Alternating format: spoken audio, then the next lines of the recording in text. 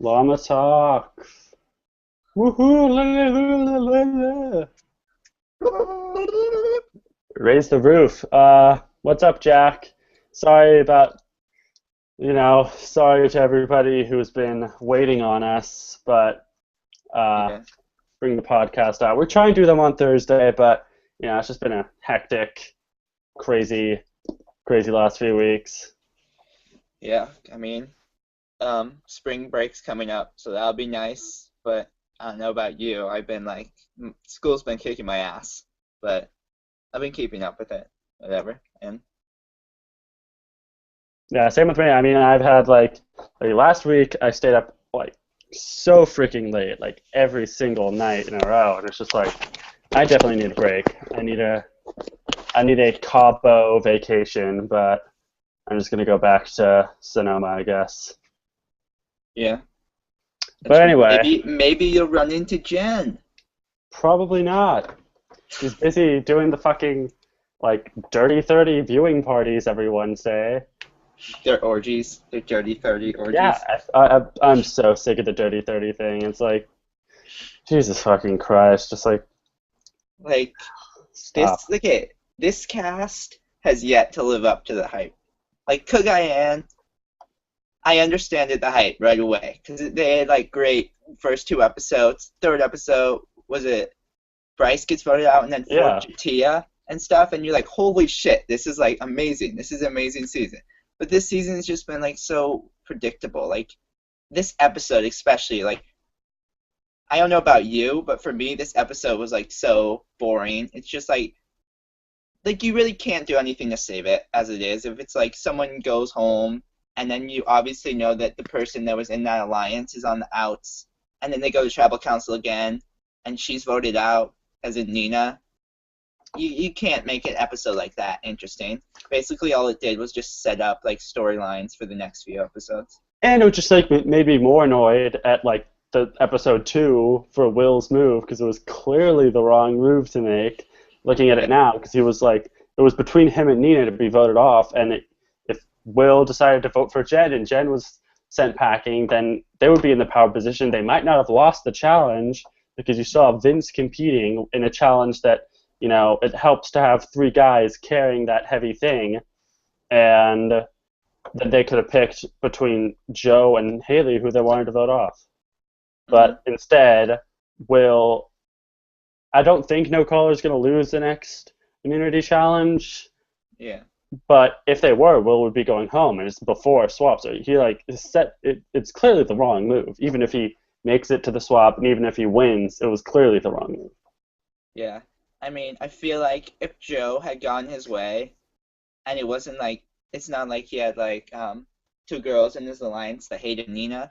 If Joe had gotten his way, Will probably would have been sent packing this episode, and that would have made for a slightly more interesting episode. But instead, it was just like so lackluster. Like, oh, we gotta get Nina out. Like, blah blah blah. She's deaf. Blah blah blah. And then like, Yeah, but there's even nothing. even going back to like the first few episodes, and going back to just like you saying that the cast hasn't lived up to the hype, like I agree 100%. Like even like I think that the last three episodes they've been okay. I don't think any of the tribal councils were that like they were hyping up that first tribal council like oh it's unlike anything you've ever seen. Just like I didn't see it. I thought all three tribals were pretty boring. I kind of saw each vote coming, and I mean, people are like, oh, it's only three episodes in. Well, like the first three episodes kind of being lackluster. I mean, look at Cagayan. That season had no break. You already said the first four episodes were killer. Then Cliff's blind side, followed by Lindsay quitting, and then Alexis's blind side. I mean, albeit Alexis's blind side wasn't the most interesting thing in the world, but it was in the episode where Lindsay went home already. So, and it's still a pretty interesting blind side. And then you have Sarah going home, and basically the only break you had in the action was Morgan, and even and maybe Tasha going home. Yeah. But other than that, it was nonstop. And to already have like three votes where really not much is happening, in a season that's supposed to be so fantastic, and I still feel like I know what's coming next. Yeah. I like I don't know. I doubt that they will surprise me in I episodes 4 and 5.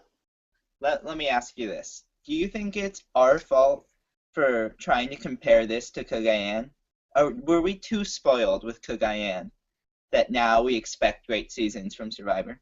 Well, I think that if they're gonna do the same exact tribe divisions, then Hmm. I think they should expect us to compare the two, Yeah. especially when Jeff's hyping this up so much. Pound for pound, the best cast in Survivor history, one of the best seasons in the last 10 years.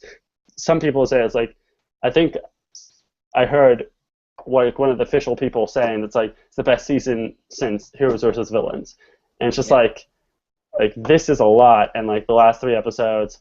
I mean, I I I've kind of gotten to the point where I just like I'm finding like I'm struggling to find people to root for, and that's a bad thing in Survivor when like you don't really have any person to root for. Like I'm rooting for Tyler Hmm. and like Joaquin maybe, but everyone else I'm just like they don't seem, at least for the time being, they're just like, oh, arguing about religion, doing this, being mean to the deaf person, like, and it's just uh, I mean I'm not getting an underdog, like these people aren't really fitting into their role. I just feel like it's a clusterfuck. Yeah. I know. Especially for one that sticks out for me that I was really disappointed about this episode was Sharon. Like obviously, they edited it in a way where she looks annoying, but I was watching her that episode for like what, like maybe 50 minutes total, and she was being annoying to me. And like that's not good if like you're being annoying to that like that to people on the island where like they have to live with you and they have to listen to you like talk about like stupid shit, you know? I think she should know better and like I don't know, I feel like everyone is just like even Mike like bossing people around and stuff, like everyone that I like started rooting for in the beginning I've just like slowly dissolved. Maybe Joe. Maybe I'm still rooting for Joe a bit, but Yeah, I think I was rooting for Joe. I guess I still kind of am, but I just don't really like Haley and Jen, and I don't like them like as a threesome. Um, I just think that they're like smug and in control, and they were, very exclusive in their alliance. yeah. And as for like Shireen, I agree she was annoying me a lot, and I just feel like she's just the type of person that only got cast on the show because of her job, because like Yahoo exec. And I know Yeah. that's like kind of a lot of people, but like it's not to the same degree as people like Lindsay or people like Dan and people like Mike, because like that's not as like you know um, such a unique job what they have. And I think the people like Joaquin, because they're not like sure he's like a Wall Street, he fits the persona, but it's not like he's some like marketing manager for like a neuropsych research center. It's not like they were searching for something like that. I just feel like Shireen doesn't bring much to the table in Yeah. terms of entertainment other than her fitting the the stereotype of a you know not the stereotype, just the archetype. Yeah.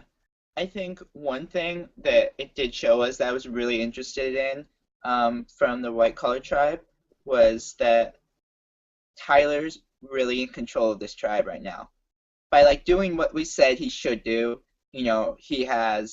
um he has Joaquin in his back pocket right now because Joaquin decided to like extend that trust. So he really has Joaquin's trust and he knows that Joaquin relies on him. So by reaching out to that number, and also he could get Caroline in his back pocket by being like, hey, I know you have the idol and stuff, like let's work together and stuff. I feel like he could use that and pull her away from Shireen. And Shireen obviously, really could have been a contender to go home this episode if they went to tribal. And that's like a scary thought that like we thought that Max, Shireen, and Caroline were like such a tight three, but that might not be the case. Yeah, I think that if you're a Max and Sheeran fan, uh, I don't think the edit is really. I mean, I think it's looking much better for Max because he's not getting like negatively edited in an unnecessary way. Because even if you look at if you look at someone like Mike, who, you have all this tension in the blue collar tribe, Hmm. and you have these arguments about the workload that Hmm. I think that my theory is that they're going to go to tribal council the next episode. So Yeah. the reason why they're showing this is to lay foundation for that tribal council. So there's like a purpose for it, Hmm. and it's not like they can avoid, editing Mike being bossy in that way, but they combat it with like Lindsay saying, you know, stuff against Mike's religion, and then Mike saying like, oh, my pastor raised me, and religion just it means so much to me, and that like half the viewership of Survivor is their hearts are melting when they hear that because like Yeah. the blue collar workers and the people in Texas, they're loving that moment. So I mean, I would say that Mike is playing horribly, but the editing is still looking good for him, and I think that Sheeran, you know, I don't think they would because they if Sheeran wins the game, why would they show her being annoying about the monkey sex stuff? Like that's something that they can easily edit out, and I doubt that will have that big of an impact, on the show that they have to show the monkey sex. Yeah. I two things.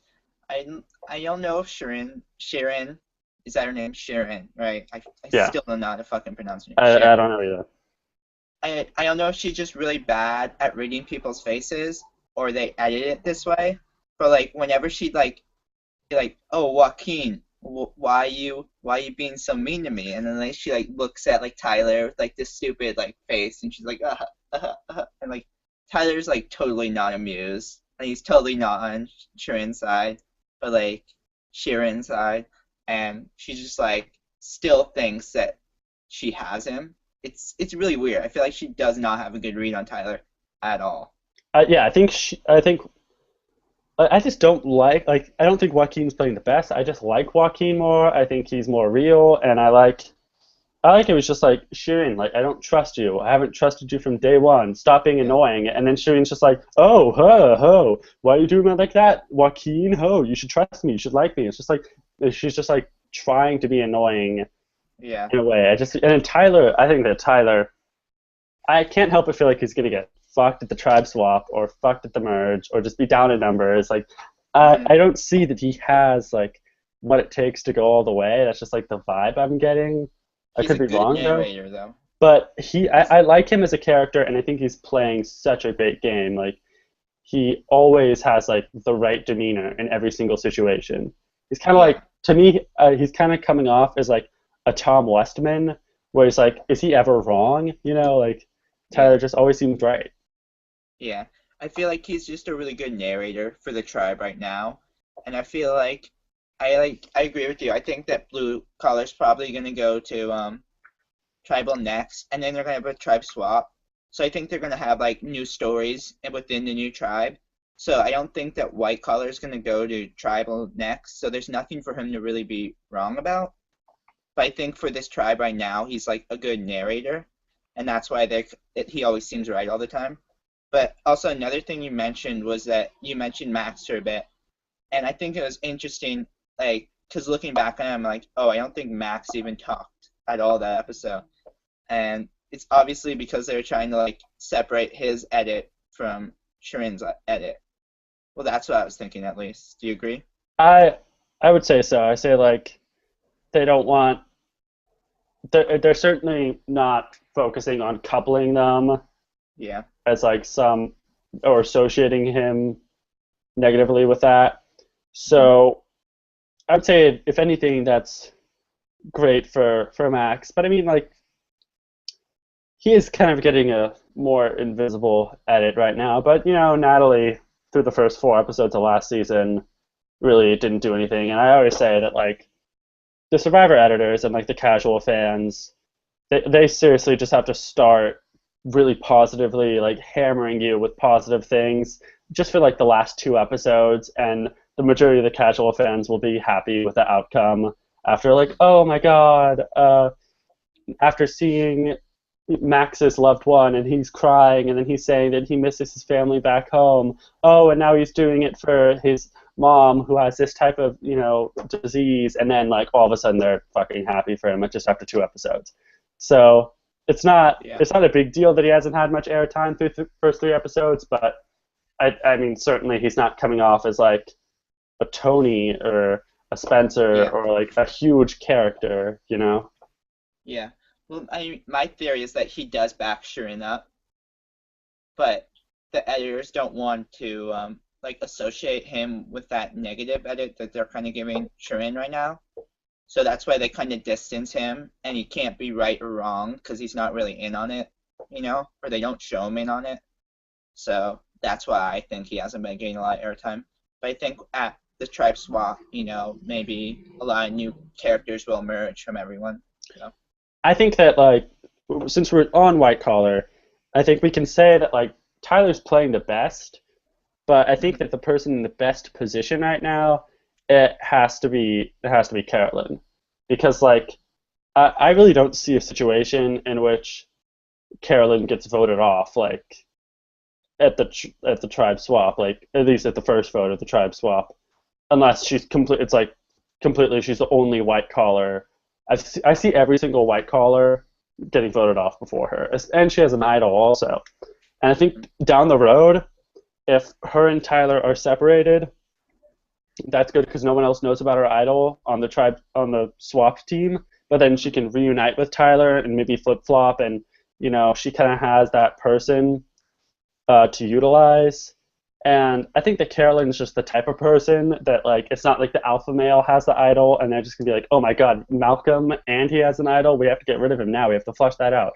I feel like people like Carolyn, people like Natalie, people like Sandra, if they have an idol, it's like to the people on the island, it's not as big of a deal, which is clearly it's wrong, But Yeah. I feel like she's in a pretty good position. But I mean, she could go home fucking next episode. So I don't know, but I think that she is in a good spot. But I think that the people on the chopping block obviously are going to be like Joaquin and Sheeran. Yeah. I mean, well, the one problem I had with this is that she, I feel like you're right. She might be like the safest one on white collar, but I feel like she's not in control of white collar anymore. I feel like Tyler slowly, from our perspective, got more in control of white collar by, reaching out to Joaquin, and, you know, Carolyn kind of sees like Shirin in like this negative way now, but by like kind of like viewing Shirin as like negative, if she were to like vote Shirin out, she would definitely lose the numbers, and Tyler could be in control, and it might not be up to Carolyn to decide who goes like in white collar then in that situation, because she doesn't necessarily have the power. So I think like because the first few episodes she was definitely in control, and I definitely thought she was the best player there. But I think she really needs to like really like rally your troops back up together and keep Tyler in check. Even though Tyler may like be on her side, he knows she has an idol, and I don't know why she told him first of all, but oh well. I think it was because Tyler was on the fence that first tribal council, and Hmm. she wanted to solidify his vote in her favor without having to play the idol. So I think that she was so paranoid about going home first that like it was a kind of a sacrifice she was willing to make. Yeah. But um, yeah, in terms of like, I really don't see Carolyn as the type of person who's gonna, leap to really put themselves in that head honcho power position in the swap. I feel like I feel like I don't think Sharina has that in her either. I feel like Tyler, Joaquin, and Max kind of have maybe that instinct, that killer instinct that once the swap comes, they're going to really try to solidify their position as top dog. Yeah. And I think that, I think Mike might be one of those people on blue collar, Dan also, um, maybe Rodney. Obviously I don't get those vibes from Sierra or Kelly Hmm. or really Maybe Lindsay. maybe Lindsay would try to do that. I mean, I honestly, if I had to guess, I'd say Lindsay's going home next. Yeah. Out of So like because yeah, I guess I think she might go home next too. she's one of the people I was thinking. I was thinking it's like either her or Mike or Dan. But yeah, that's it. I 'Cause mean, like, I just see like a pretty negative edit from her. And while it's funny, like the go like wish granted, motherfucker, I'm gonna send you home. Like everything coming out of her mouth is like negative. Everything is complaining. Everything it's like against religion. It's cussing, and I think that it's kind of like setting her up. It's pretend setting us up for Mike or Dan to go home, but then oh my God, it's a big blindside when Lindsay goes home. So that's probably going to be the, oh my God, Jeff's going to be like, oh, this was the best tribal council in Survivor history because Lindsay got blindsided. You guys all thought it was me and Dan, but it turns out to be Lindsay. I can see like this type, I could be wrong. I'm most likely wrong, but like, I just see this type of shit happening. And yeah, I just think the editing has been, I don't know, I feel like kind of obvious because like, oh, we make uh, Vince look creepy. Next episode, he's gone. Oh, Nina is pathetic, falling down at the challenge, being a victim all the time, and complaining that people are ostracizing her because she's deaf, and then she's gone now. Like I mean, and the Nina boot wasn't really the editing's fault. It was kind of obvious, no matter what you do. yeah, But so, yeah. what do you think about Blue Collar? We haven't talked about them much. All their You drama mean? before the immunity challenge, like the fights. I mean, it's stupid. It's all like really stupid. Like the only person I liked from Blue Collar was Kelly, and that says a lot. Just because she's like sat back and just observed. Like she said, she's like a police officer. We know when to like get into the firefight and stuff. And like, I think I was like pretty fucked up when she's like, yeah, if we get a call for a firefight, we just wait it out because they resolve stuff. And when we get up, they're like, oh, we don't have to do anything. It's like, isn't that pretty like fucked up as a police officer? If, like someone robs a store and they're shooting people, and then the fighting stops, and you're like, oh yeah, we killed some people, but we don't have to do anything because we're cops and we just show up to arrest them and stuff. I hate how it's gotten to the point where like literally every single person in their casting interview is like, oh yeah, I'm a chef, and being a chef, I know to wait to put the green onions in the omelet. And I sit back, I observe what I need, I'm able to look at all my ingredients. It's like they apply every single freaking job, and they say like this is the best job for Survivor, and it's like it's bullshit. Like, can you just stop? Like, if you look at every cast interview, it's like, oh, I'm a Survivor professor, and I just analyze and I read, and I'm able to read people, and I study to get like it's like, I mean, someone like Kelly, like it says it all. Like, you do not watch Survivor, you do not know Survivor. Just sit back and observe, and just like have good instincts and be smart. Like that's what you need to win Survivor. And it annoys me because Kelly clearly hasn't watched any Survivor. She has no idea what to do. And you have someone like Mike who's a big fan, and someone like Dan who's a big fan, and they're not smart enough to just like shut the hell up and just I don't know. It's really like frustrating. And the fact that like I mean, if Mike and Dan both get past the tribe swap, like the fact that they're getting away with this, Hmm. at least one of them is going to get away with it. Uh, I don't like. It's not fair. Yeah. You know, working at the postal service for 20 years really taught me that you have to sit back and know when to put the green onions in the omelet. Yeah, like I know that if I was on Survivor, it'd just be like I'd be the first one voted off because bunch of bullshit would happen, and they'd be like, oh, I don't know, and like on the other tribes, they'd all be doing stupid shit and getting away with it. I can't get away with anything. I have the worst luck ever. But I mean, Nah, you do good. You're not as fucking crazy as some people. Unless everyone in your tribe's crazy, then you're fucked. but then yeah, if everyone's on the tribe is crazy, and then they're like, oh my God, Magnus isn't being crazy. He isn't playing bad. That means he's a threat, and we have to vote him off. Like Yeah. that's like my fear with Tyler, because there's like the perfect thing about Tony is that he was so strategic, but he was so flawed as an individual, and he was doing the llama sounds, and he was arguing with people all the time and saying top five baby, and he was like just enough like crazy that people weren't just like, oh my god, he's perfect in every single way. Like someone like Yeah. Tasha, who like really wasn't making any mistakes socially, physically, or strategically, or really, and people were just blinded by that and were really scared of them. I So I feel remember. like that's a fear with Tyler. Yeah.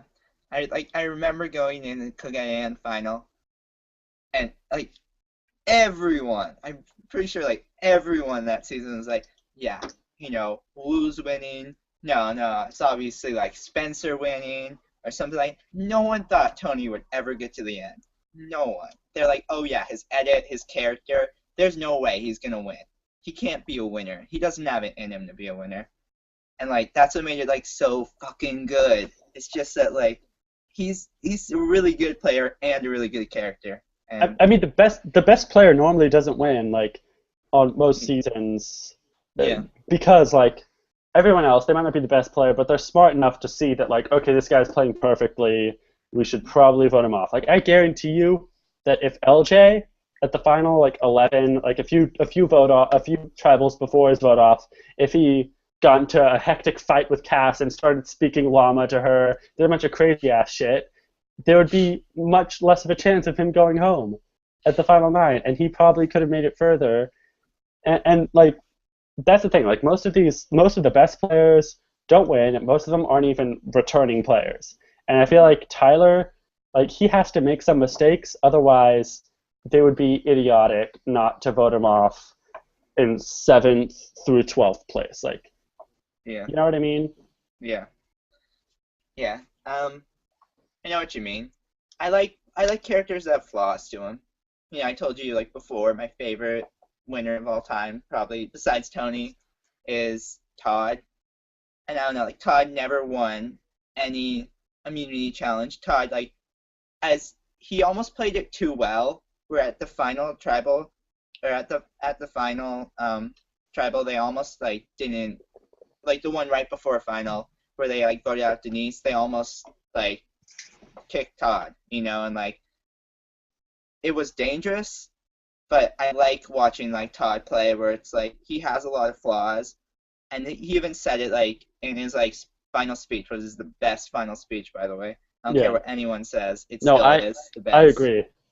And he's like, I'm not the smartest one here. I'm not the most physically fit one here.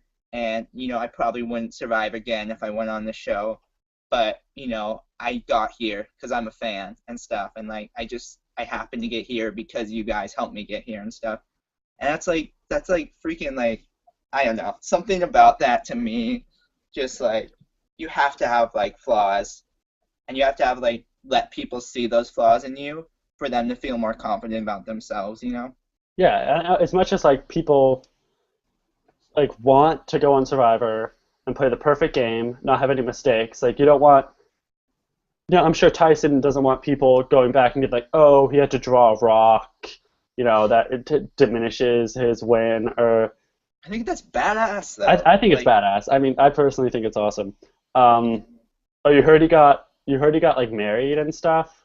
yeah, they're expecting a baby. That's cool. Yeah, it's awesome.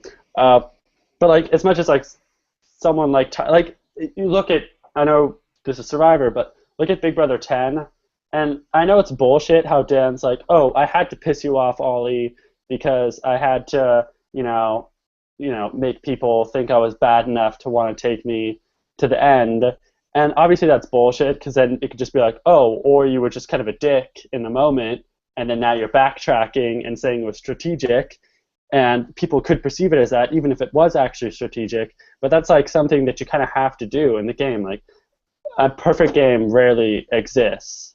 I mean, Yeah. people, I guess you get people who almost played perfectly, like Kim and Boston Rob in season 22, where they didn't have to make a lot of big mistakes. But more often than not, people have gaping flaws, uh, and that's the name of the game. So I think that, I mean, as much as flawed as the season 30 cast is, I can still see Mike being a winner. I can still see. I Yeah. can't really see Sharon being a winner right now. Yeah. I mean, But but that is good that we are seeing like flaws in them. You know, we love like as much as we're talking about flaws right now, we love seeing people like rise to the occasion and do like badass things. You know, like in the moment, make like a crazy blindside, like Tony. You know, like oh, I need to get Jeffra out, or Tony, oh, I need to get LJ out. Like all these like crazy plays, we like those too.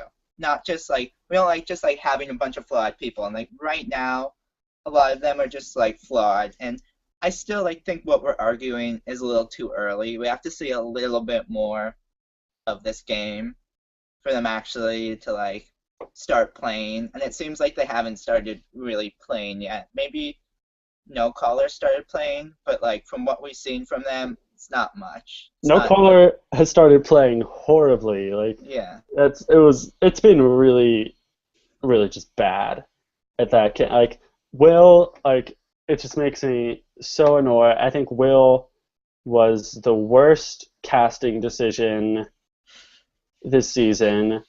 I mean, I like if I was a casting director, like I saw it from a mile away. This guy is not a fan. He's fat. He's going to be funny for the first. He's going to try really hard to be funny because he's clearly an actor.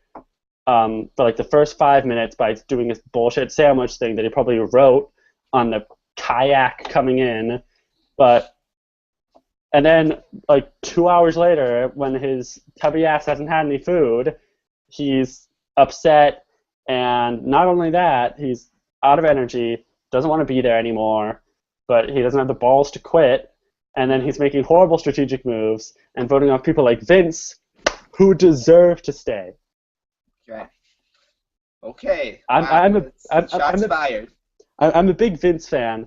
However, I just think that I think Will's move at the second tribal council was like, it was an opportunity to do like the 3-2-1 vote, like Yeah. such a good plan, cut that move, and even the other people I said last podcast, they could have said, oh, you know what? How about we just, switch our votes to vote off Will? And if he votes with us, then he goes home. If he votes against us, then it's a tie. That's cutthroat. That's the name of the game. It's Will's fault for not, being 100% with them and giving them reason to doubt him. And Well, that's how I would play. I mean, I just don't think these people are as cutthroat as they should be. It's season 30. Come on. well, I mean, Will took advantage of the situation and voted out Vince when Nina should have gone home. So you have to give credit to Will there. That was pretty ballsy, and that was pretty cool. I don't think it was ballsy or cool. I think that was just stupid. And I think in Will's mind, he was just like, oh, I think this is probably what the Survivor people want me to do. And like, I just think that it was clearly, I want to see ballsy moves that are, strategically sound. If Nina went home episode 2, she would have had just 3 days less on the island. Like she went home third anyway, and Vince, Will, and the other 3 people could have won that. They probably would have won that challenge. Yeah. Hey, let me think about this, okay? Will goes to swap, okay? He's the swing vote.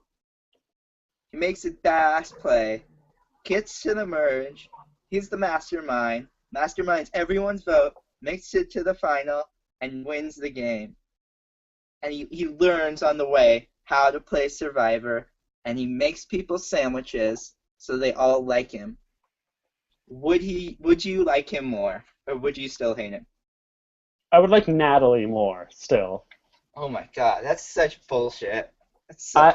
Seriously, Will is like, it's infuriating. It's like really, really infuriating watch. And how has nobody on that freaking tribe found the idol yet? They've been to 2 tribal councils. No 2 one's people. looking for the idol. It's But so stupid. I'm saying, Nina knows she's probably going home. Like, why is she not spending 3 days scouring. It's in an obvious tree. It's in the tree. Like, how it's not impossible to find. Like, she has 72 hours to find this idol, and then she will progress to the next part of the game. And she might not even have to play it. She can be like, oh, look at the idol, then they'll split the votes and do the yada, yada, yada.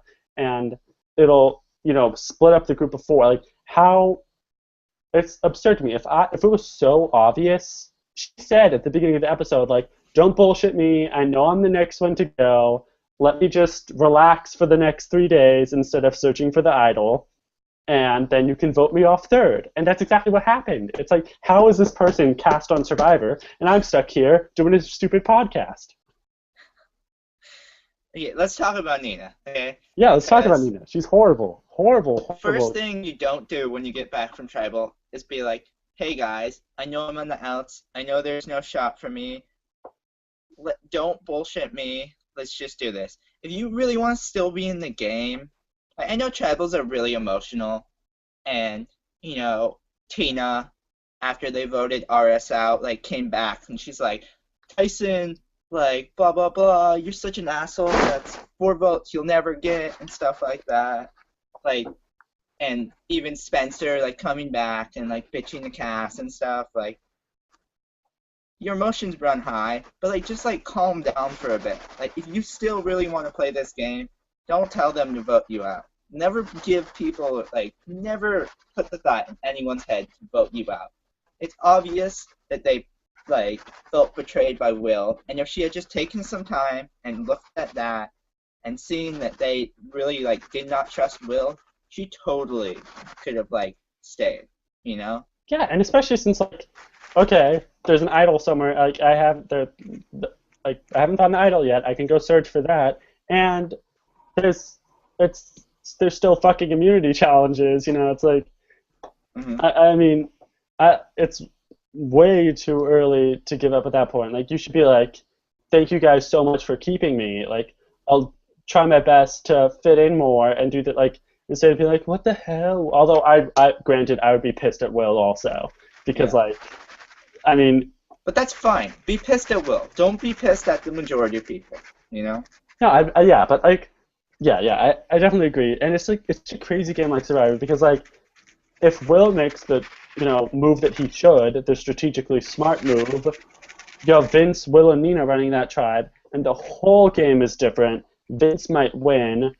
Joe, Dan, and Haley might be pre-merge, and, just because of a poor strategic move, a dumb decision by one person, it alters the season. You have people who are going to be back on season 32, who, if these moves didn't happen, would have been absolutely nothing. Yeah. I mean, yeah. Also, Nina talking about her using her deafness as an excuse. I don't feel like she brings it up to use it as an excuse. Like, can we talk about that for a second? Because, like, yeah. I'm deaf, so it's obviously there. Like, you can't get rid of it. It's not something like you can take off your glasses and you don't have glasses anymore. It's always there. You take it off, you can't hear, Yeah. And it's hard living in a world where people can hear everything, and you can only hear, like, 75% of it, and it is always on your mind. So it is part of her. And when, like, Jen says, oh, you're just using that as an excuse, hey, she might use it as an excuse. I don't know. I'm not Nina. But I feel like it's fucking bullshit that Jen would even bring it up. Like, you use it as an excuse. Fucking walk in her shoes for 1 second and see how it is. Like, it's really not that fucking, like, you forget about it and you're like, okay, yeah, this is part of me, And, like, to Jen to be like, oh, you're using that as an excuse, that's just, like, I feel like that's immature and unexperienced and fucking stupid. Yeah, I think that, like, Jen is, we're younger than Jen. I think she is so immature, and I think that all of Nina's interviews make it, like, and I believe and I can just envision what Nina's describing, how Jen was impatient and kind of uncomfortable talking to her and uncomfortable dealing with it, and like immediately just flocked to the people that she's comfortable with, Joe and Haley. Um, and you know, that's not like Survivor is being able to thrive in an environment where there's diversity, where there's people that you're supposed to hate. What I would do on Survivor, I go like I understand casting. I know they're gonna try to cast people I absolutely despise. I go to the people that I'm gonna hate most, and I make final two alliances with them because that's what you're supposed to do. That's You're supposed to get in closest. You sleep with enemy. Like that's what you're supposed to do. She should be cuddling Vince in the shack every single night, even though he's a creep. Not cuddling next to Joe and Haley. Like this is what you should do on Survivor. It's like the smartest thing. You know what I mean? Yeah. I feel like Jen's like I don't know how the game could play out. Sometimes the worst players make it to the end. Yeah. And that's just the way some games play out. Because people can't take advantage. Either people take advantage of those worst players and bring them, or that's just how it plays out. Like I don't know. For example, Susie, right? She almost fucking won. I know. That's bullshit. Clay almost fucking won. But I feel like Jen's the type of person that if she's in a point of power, will forget about those people that like she hates. Will forget about the numbers, and she will, isolate those people away from her, and they may get the numbers and they may vote her out. You can't just like Tyson said. I don't know. I keep coming back to Tyson because Tyson, I think he really did learn a fucking amazing thing on his third try, which was you have to always reach out to the numbers even if they're on the bottom. And that's I feel like that's essential to Survivor. I don't know. Yeah, and I was just so annoyed during like the surfing scene when Jen's just like, I don't know why people take this game so seriously, man. Like, you just it's okay. Once again, it's season 30. Like, this is serious business. Like, this is like some people dedicate their entire lives revolving around Survivor. They want to be on the show. It's super serious. So if you're just there to make friends, if you're there to just hang out with, Team Abercrombie and Fitch, then you should be voted off. So, but it's such a crapshoot because the tribe swap's coming up, and literally it could go any way whatsoever. And then once you get to the merge, a tribe could just be up 7-5 in the numbers, and then they're the final 7, and you maybe have one or two of those 7 people in the final 7 who actually deserve to be there, and the other people just ended up there, just show up. See, that's the fucked up thing about Survivor, though. Survivor is a numbers game, and even though the better players, Vince and stuff like that, were obviously the better players on that tribe, the other players had the numbers with Will, so they were able to stay there, and they were able to be like, oh, I feel really comfortable in this position, so, I don't really have to think about Survivor much, so I don't get why people say this game's hard. This game's really easy and stuff. Yeah, it's fucking easy for you right now because you have, the fucking numbers and you're not worried about anything, and someone's obviously on the out, and you're obviously, being a bitch to her, and you're feeling good about yourself. Yeah, okay? But, don't say Survivor's easy because there's going to come a point where I'm pretty sure she'll probably be on the outs, and then she fucked up. Yeah, I just don't like seasons where before the game even starts, you can predict what the alliances are going to be, and that's exactly how they are. Everyone's oh, Joe, Jen, and Haley are going to team up, they're going to pull in Will, and then Vince and Nina are going to be on the outs. And then you have the blue collar tribe where it's okay, Mike and Dan, they both like frisbee golf, they're both going to be together, and then Rodney's going to get with the females, and then I just don't. I don't know. I don't like it when people are so comfortable.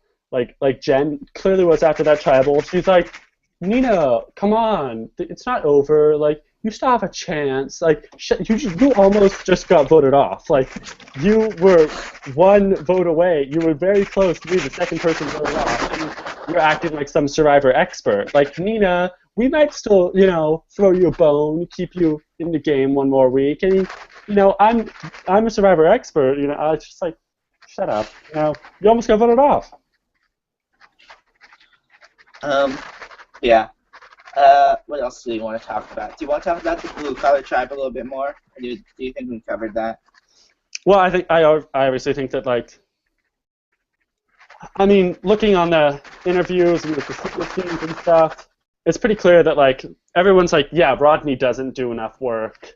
Like he is being the most lazy one, but you shouldn't say anything. Like I think that it's inexcusable. We already covered the editing about it, so I think that Mike is going to get away. He had a pretty good edit. Yeah, the one thing though is Mike said oh yeah, I'm gonna say the thing that everyone else doesn't say here. We're all thinking that you're not doing enough work. If everyone's saying that, why the fuck do you have to tell him? Just let him dig his own grave, and he'll be voted out. I don't get why people have to come out and be they have to tell everyone everything on Survivor. You get information from other people. You can be like Tyler, oh, I know Carolyn has an idol. I'm gonna hold this information and maybe I can use it against her later. You don't always just have to be oh, Rodney, we need you to do more work around here because everyone thinks you need to do more work around here, Because then you're putting the target on your back to everyone else too. You're why the fuck did you tell him? And it's just a bad move from Mike. I agree, Mike's not playing the best game, but he's getting good at it for a reason, I think. So. Yeah, and I think that in terms of people, Rodney was necessary to have the argument because Mike was calling him out, but then Lindsay just jumps in and gets involved for no reason whatsoever, and now she's on Mike's radar, and they might be Rodney is better at challenges, so let's just fucking vote off Lindsay. And Dan's your mother's a whore comment. I thought that was hilarious, by the way, because Rodney's just it was clearly a joke, but then, it didn't match the context, and Dan was stupid for saying it, but Rodney took it so personally. But I love how Dan's just has no idea how much it pissed off Rodney, and he's just still laying down on the thing, and Rodney's just don't you ever fucking call my mother whore, son bitch. Yeah, but even Dan kind of makes amends with Rodney. It's yeah, Mike's just going crazy with the firewood. Just chill out, bro. Eat your food, then we'll work a little bit later. Eat your damn rice. Yeah, eat your rice. But Dan sucks. Dan is socially unaware. Dan is horrible. And I think that they can there's a balance. You can be entertaining and still be good at the show without, you don't have to be some idiot who sucks to be entertaining. And I don't think they're walking that balance very well. And I think that it's just such an unnecessary I would call people out at times. I'd be dude, you're screw you, you didn't vote this way. If it was if the context fit the situation, at the final 7 I got fucked over and I'm doing this in a calculated way to, further my game. But it's just oh, you're not getting firewood and Mike needs you to get fire. This is Survivor Amazon type of shit. This is literally the return of old school mistakes. And I thought Survivor San Juan del Sur was bad, but looking back on their arguments about the rice and stuff, I think that was reasonable for Dale to say Missy, you're cooking too much rice, and to argue about that because that's come on, that's unavoidable. We will starve to death and die because we don't have rice. And I just think that Mike had no reason to argue. There was no reason whatsoever, and neither did Lindsay. and Rodney should have just been a big boy, like, oh, sorry, dude, yeah, you're right, I probably haven't been pulling my weight much, but it's hard for me to do stuff in the morning, so is it okay if I kind of, like, eat some food first? And if Mike says, no, we have to work, then he'll just be like, okay, dude, It, fine. or you just be like, fuck you, like, Mike, like, give me some time, you know? Or even I don't just know. suck it up and, lift the damn log. Like, I don't know. Like, I feel like if Mike attacks you like that after you like reached out and like asked him for some time, then he should give you some fucking time. Because like if he snaps at you like that, that puts a target on him. Whatever. We're getting into other things. or you know what? You know what? Don't give anyone a reason to call you lazy in the first place. It's That's a true. it's a month on a deserted island. You're gonna get $1 million after. You can be as lazy as you want for the rest of your life. Just bring the fucking firewood to the camp for the first 12 days until the swap, and then you can do absolutely nothing if you want. Like, I mean, I swear to God, like that's all you have to do at the beginning part of the game is just chill out, make a good alliance, work hard, and don't be a fucking lunatic. And it's like these people are just so dumb, so dumb. Yeah. I don't know. What did you think of the challenge? I thought the challenge was, I mean, I like it was pretty obvious no caller was gonna lose, and I hate that like Nina's like, oh yeah, if I was helping in the challenge, like plugging holes, like we could have won. I was like, no, like white collar was gonna win because they have like three guys with six packs, and blue collar has like the best equipped to that because they're like Dan's fat, but he can lift stuff, you know. Yeah. Did you see his ninja jump over that wall?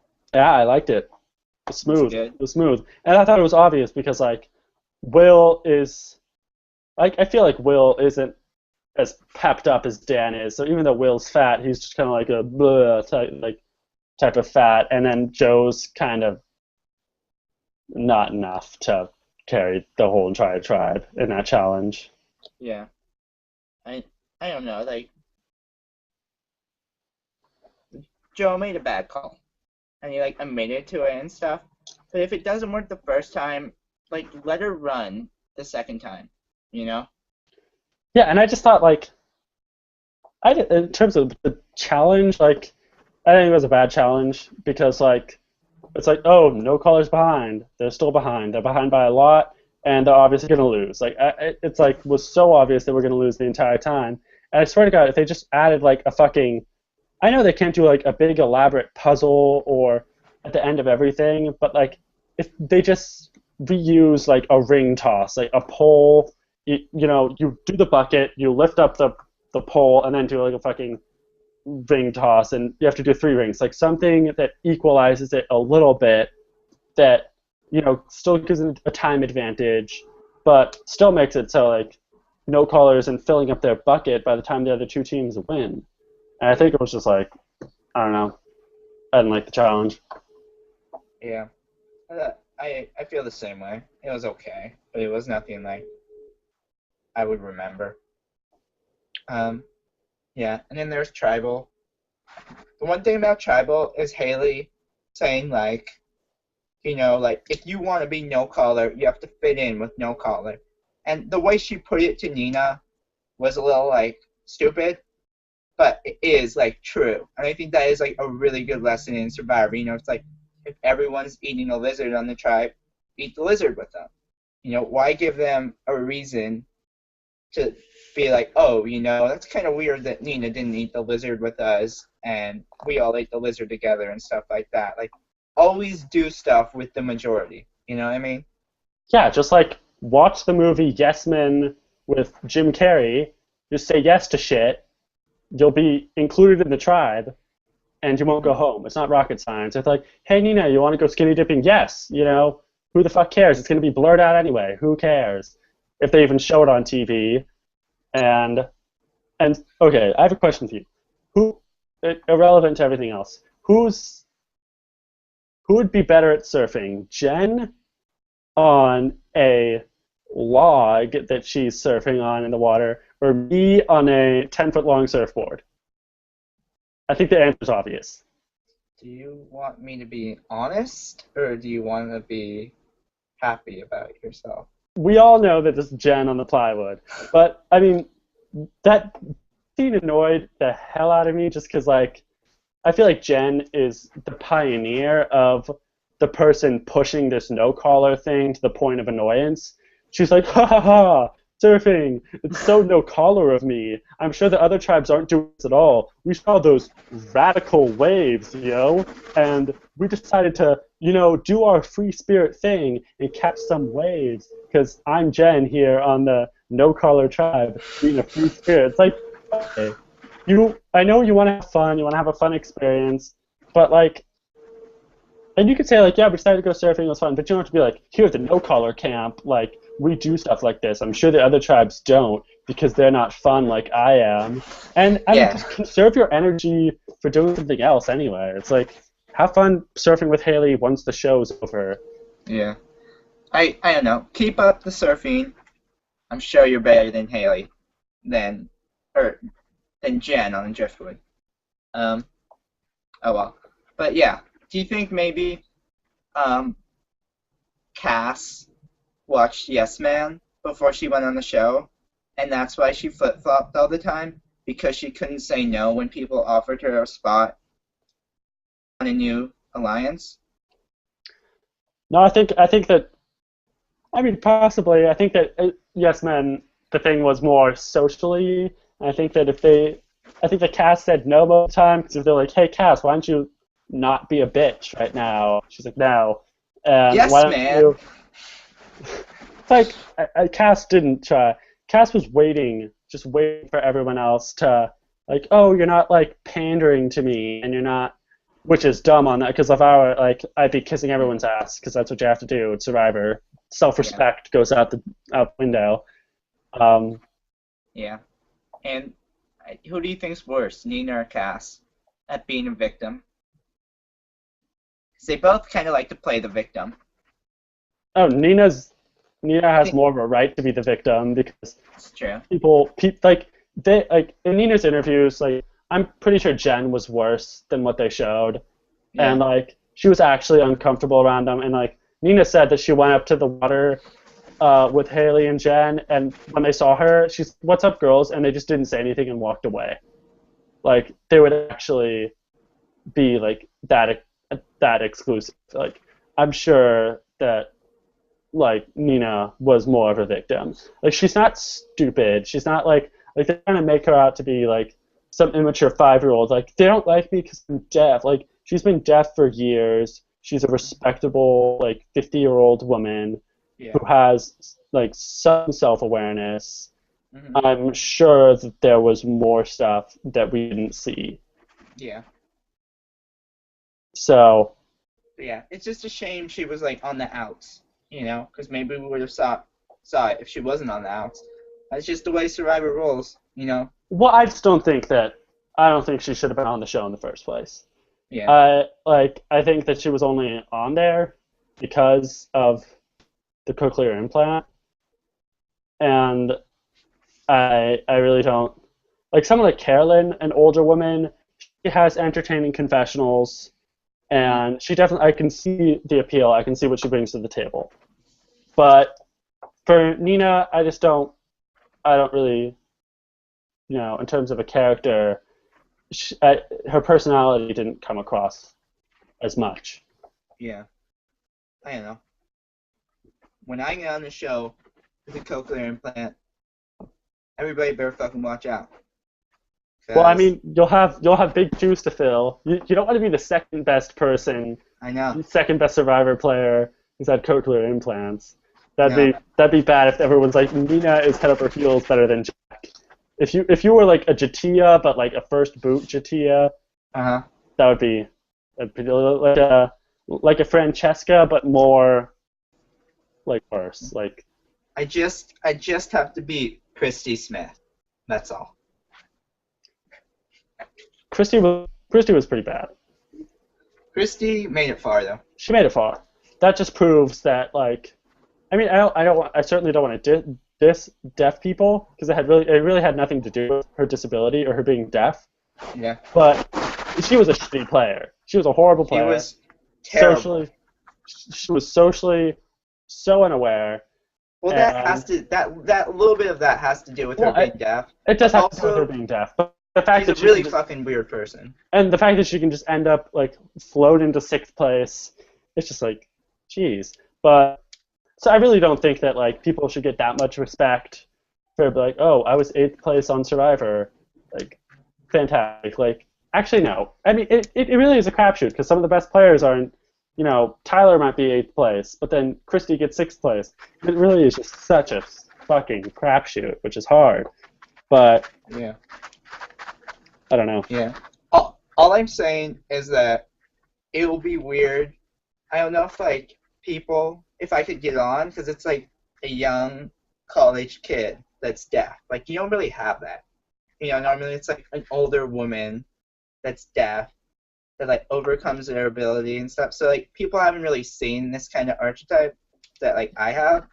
So like it'll be like completely different. I feel like I don't know, whatever. Yeah, and I think that's good, and I think especially like for Survivor and brother casting, I feel like they'd want you. Yeah. Oh, I well. like, I don't even have a gimmick. I'm just tall, goofy guy. You have good hair and you're really fucking tall. Yeah, I can. I'll try and ham up the speech and debate stuff. Yeah. You're almost TED Talk in Survivor. Fucking almost.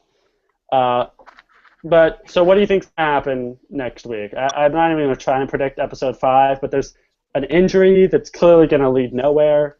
I don't think it. Do you think there's gonna be a medevac? Because I think no. It could be a medevac with Lindsay. Or wait, no. The blindfold one's after the swap, right? No, pre-swap. Pre-swap. All right, because they're doing reward challenges. Yeah, I guess it could be Lindsay, and she gets hurt and gets medevac, or Lindsay just goes home. I think Lindsay's gonna be voted off. Or so I can see someone like Kelly being medevaced because like why like no one would care, Like it's just like that'd be a great way to get her out in just like 5 minutes. Like they wouldn't have to waste a travel on her. You know what the saddest thing ever is? Is in the final for Caramone, literally, like 3 minutes into the episode, they're like, oh yeah, by the way, Eric, you're gone. That was fucking disappointing. Don't even get me started on Eric because I think Eric. It's such bullshit what happened to him, and people are Eric's such a shitty player. I think Eric is smart, Yeah, Eric's smart. Fifth both times. He clearly knows Survivor. He's clearly a physical threat.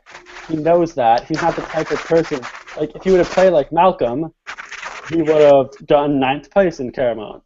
Yeah. He knows that he's a physical threat. I think he might have made it all the way to the final 5. He puts himself in a very good opportunity to like win those 2 challenges. Mm-hmm. And sure, honestly, if he did something like Natalie did, like a big move at the final 5 tribal, then he could have won. Yeah. I just think the editing was horrible for him. Like everyone in Caramon was like, man, I didn't see Eric not being in the final tribal council. I'm like, what the fuck? Like, he was so close. He was so close. Like, if he had taken Sherry, Dawn, if he had taken even if he had taken Eddie and Dawn, maybe they would have given him a better edit and maybe he would have won.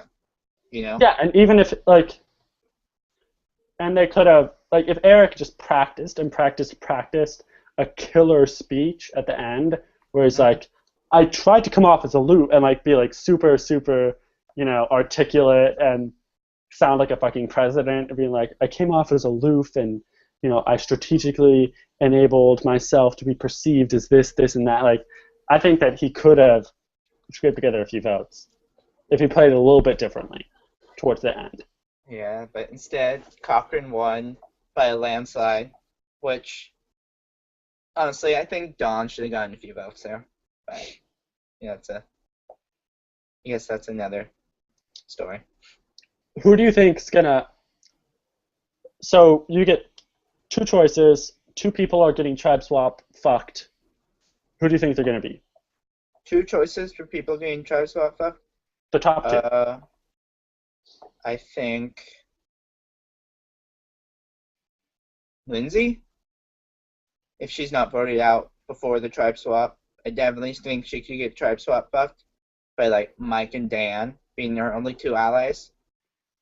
Tyler getting tribe swap fucked, and yeah, I guess those two. Those are the two I really see. Lindsay and Tyler. Yeah, Lindsay, Tyler, and maybe Sierra and Tyler. Yeah, I would say. I mean, obviously anybody can get tribe swap fucked. I'd say my number one pick is Rodney. Yeah. Uh, and then maybe maybe someone like Jen, because she's gotten to. I feel like Jen's gonna make it pretty far because she's gotten a lot of airtime, Mhm. but she's gotten a pretty negative edit so far. Well, that's the thing. Like for us, it's negative. Well, it's hard to But tell if it's negative. yeah, exactly. It's just like how you get like things from both sides, you know. I honestly feel like people would relate more to Jen because, you know, like they don't have the same experience that I do or like you do being friends with me all my life and stuff. So it's like I know what it's like being deaf. So I kind of like I really do take Nina's side on stuff. But like for like casual viewers, they might just take Jen's side, you know. Yeah, but I'd say Rodney's my number one to be tribe swap fucked, and I guess Jen. I'll just pick Jen. Although I think that Rodney or Tyler. I actually picked Tyler, but Yeah, I I don't know. think It's impossible to tell. Do you think we're gonna get like a pretty even mix up of the three tribes, or is it gonna be something what kind of weird like Brains, Brawn, and Beauty where it's like all the brawn is on one tribe plus two beauty, and then all the brains, and then just kind of a weird mashup, or do you think it's gonna be pretty even? yeah. I mean, I hope it's not like last season, where it's like, oh yeah, here's all the fucking like huge buff like fit guys on one tribe, and then here's like all the like old people, like Kelly and like John, Jacqueline, Baylor. Um, but I don't know. I hope it's like even Yeah, well, I hope they give what they should do is that they should schoolyard pick. not Like necessarily schoolyard pick, or schoolyard pick maybe if it's like, okay, pick one guy and then pick a girl. Like if they had like, okay, here's seven buffs, assuming it's like even distribution of guys and girls. Like here's seven girl buffs for girls, and here's seven for the guys to choose from. So it's like three guys, four girls, um, and then four guys and three girls. So it's like somewhat even because you had the kicking and screaming challenge after the tribe swap where they grab people off the pole and drag them in Cagayan. yeah. And that challenge wasn't as fun because it wasn't equal men to women ratio. So I think they should try and make sure that the gender it's like gender equal. But I don't know. I just like I the thing that I feel like lacking so far is power shifts, and I want the tribe swap to show some power shifts. I don't want Joe, Jen, and Haley to be in like a golden position again, and I don't want you know uh like Max and Sheeran to just fall into like a safe spot. Like I want someone like Joaquin to rise to power. I want someone like Dan to somehow be in a power position. Like I just think that that's more fun to watch, seeing these power Yeah. shifts, and you see that a lot in Big Brother, and I just hope we see that in the next double episode of Survivor. Well, you see, like Big Brother is awesome because like, oh, it's a new HOH. You know, it's like, oh, Rachel's fucking HOH. Like the one person like that everyone needed not to be HOH is HOH or Janelle's HOH or something. It's like fucking it's good. It's good TV. And like I Except for Big definitely Brother see 16. that's true. But Derek was awesome. But yeah, I definitely agree with you. I don't know. I think schoolyard picks are like they always seem like come out the best to me. Like I'm thinking like maybe like Panama or Cook Island, where it's like they have three tribes and then like have to merge to two. And so like they did schoolyard picks and stuff and I don't know, like I like it like that, where it's like you pick someone from a different tribe and then that person picks someone from a different tribe and they all like And get and it together. adds, or not even from a different tribe. It adds like a wrinkle, like if they're just like, okay, if they're like, okay, hold out your hand, like if you have a blue rock, you're captain of the tribe. If you have a red rock, you're captain of the other tribe. And then okay, pick one. You can pick anyone you want. Pick one person. And if like who's up there, and they're like, he's like, I'll pick Haley. Then you have to think that Jen and Will are like, what the fuck, man? Yeah. And it just adds it, and there's nowhere to hide. It's not like you can be like, oh yeah, Haley and I aren't that tight, like, you don't like, or it's not like they can be like, oh yeah, I was, really tight with Will, but then we got like, you can't hide, and it just adds another wrinkle in the play. Like, I don't know why they don't do that more, because it forces someone, it screws people over, like Tyler, who's just like, can just kind of hang back and plot and whatever. They have to make a decision on someone they want to pick. So Tyler, being smart, he'd probably just be like, I'll pick Kelly. That'd be the smart thing that he would probably think of. But Yeah. I like the schoolyard pick because it gets people fired up. It gets people mad at their old tribe. It gets people, wanting to switch, wanting to make new alliances. Yeah. I don't know. I think like a lot of good things have come from schoolyard picks. Like I love watching it where it's like, especially in Panama, where like Danielle is like, oh yeah, I'm gonna pick the guy with the Boston tattoo, because I'm from Boston too, and we're gonna get along so well. And I love just watching them be so happy in that moment. And then like skip to a few episodes down the road, and Danielle wants to literally kill Shane, and Shane is like fucking like, get off my stool or something. Yeah. It's fucking awesome. No, I don't know why they don't do it more. And I just have a feeling that they're basically just replaying Cagayan right now. It's just going to be a pick a buff type deal. I think they really should do a schoolyard pick because that'd be super interesting, especially with three tribes. Mm-hmm. And more interesting than like in Capone, they did like, oh, tribe members from most helpful to least helpful, and then pick the like. I don't know. I just thought that like, just doing a straight up schoolyard pick, it makes things way more interesting. Like that's good TV. Yeah, yeah. But Um, the Survivor people in charge don't make the best decisions. They might not, cast us on the show ASAP, so they're clearly stupid. So they might not do the best thing. yeah, yeah. Well, they might just be blind. So that could be another thing. Well, I think that would help us in casting if they were blind. Yeah, oh well. What do you think the funniest thing this I mean, episode was? obviously, I think that like the "Your mother's a whore" comment was pretty funny. But is there anything else that was kind of hidden? Uh, that might have been funny. Um, I don't know. Maybe like Dan's jump over the thing. I don't know. Nothing was really like super funny. Maybe like your mother's a whore. Or the monkey I, sex was so funny because she was so fun. Like, I thought the monkey sex wasn't a funny moment at all. I thought that Shion was just being annoying. I feel like she was trying to play it up for the camera too.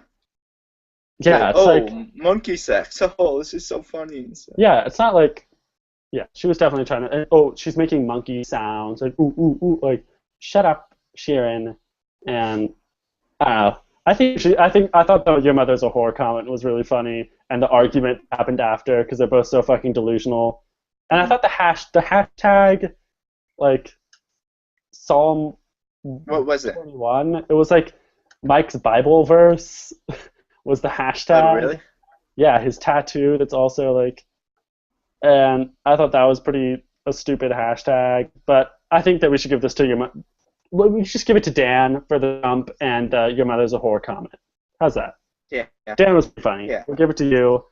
Uh, who had it the last few weeks? Wasn't it? It was Vince week 1. Joaquin's run was the first one. Vince was the first episode. Yeah, Joaquin's run was Yeah. pre-season. Vince was the first episode. Last episode was, I don't know. Maybe I'll have to go back and rewatch. I feel like we gave it to Vince again.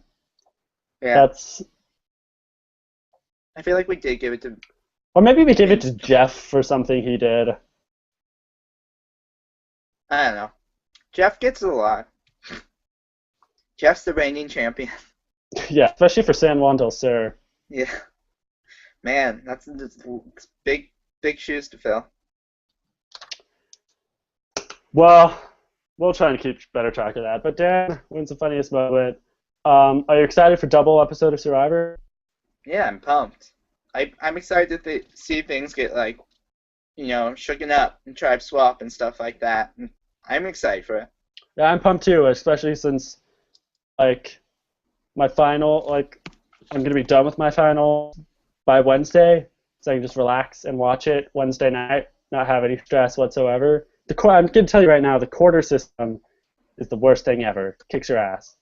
Yeah, I like semesters. They're pretty dope. I think the quarter system is kind of like the 3 tribe format. Uh-huh. There's nowhere to hide. You have to Yeah. play the game immediately. It's quick, quick, quick, quick, quick. While the semester system, you can just kind of sit back, see what's going on, analyze things, go at your own pace, and then, all of a sudden, if you just sit back, then you're at the merge and you can do whatever. But this one, you just have to study, study, study, midterm every single fucking week, then the finals, and, you have 10 weeks to learn enough stuff that you cram it all in, and then, you think that, like, oh, at least I'm getting more credits, but then guess what? You need more credits to graduate at this fucking school than at semester schools. So, whatever. Well, I think I'm a really good addition to Survivor because I'm on the quarter system.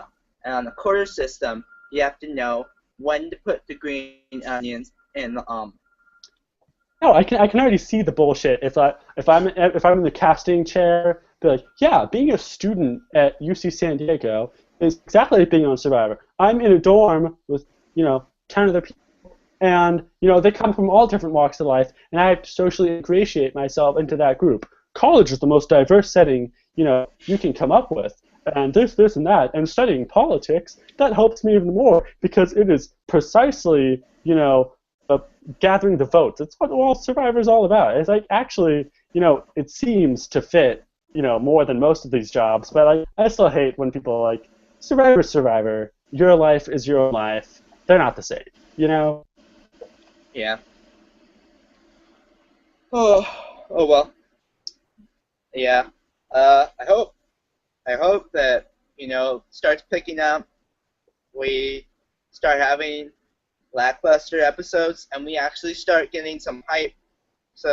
There's some lived up to hype in these episodes that Jeff's been promising us, and that other people that have been close to the season have been promising us, and I want to see this game start playing. 30 seasons, come on, they should get it by now.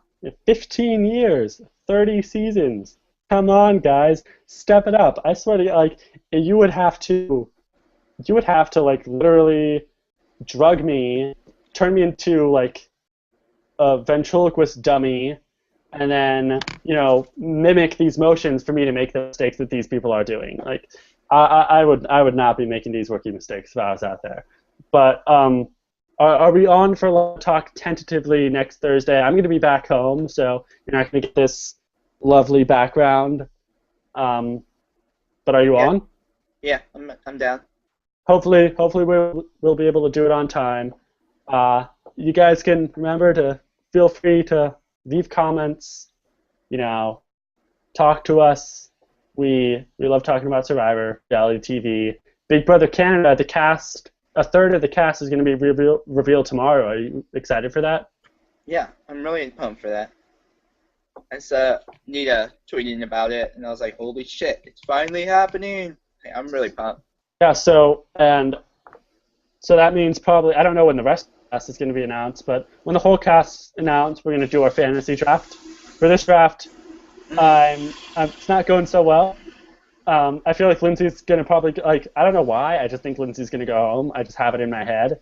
But if she goes home down 3-1, but I still feel like I have a couple winners potentially on my Yeah. team. So I'm not like if you're looking at winners edits, I mean Joe and Tyler stick out.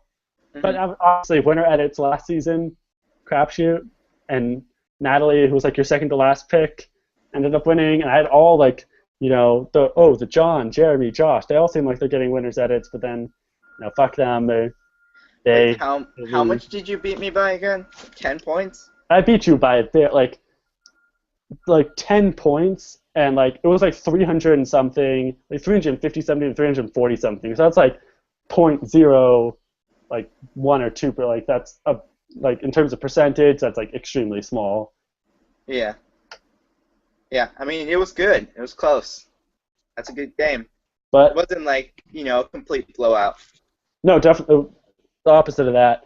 And I'm hoping that it's not going to be a complete blowout this time. I still feel Yeah. like, one of my people has an idol. That's some points. Yeah. Challenges. I mean, it's not a big deal. I still got some game left in me. Yeah. And Yeah. obviously there's still trades. Are you considering any trades? Um, I don't know. I'll still have to see how this plays out. Because I mean, there's still some interesting people on the table. It's like You do. everyone. I mean, you have Joaquin. I'm starting to like him more. You have Tyler. I'm starting to like him. I You mean, have I don't know Mike. if I'm I want to. starting.